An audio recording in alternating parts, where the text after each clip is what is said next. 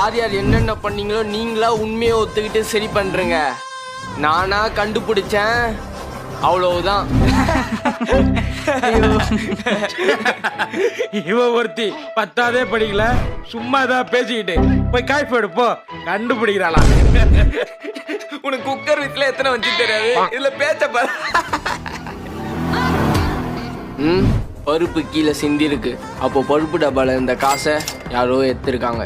Kitchen ஸ்லாபோட height 7 அடி, அதாவது 210 centimetre. சுபுவோட height 6 அடி, அவங்க அப்பாவோட ஹைட் 5 அடி, வெற்றியோட ஹைட் 5 அடி.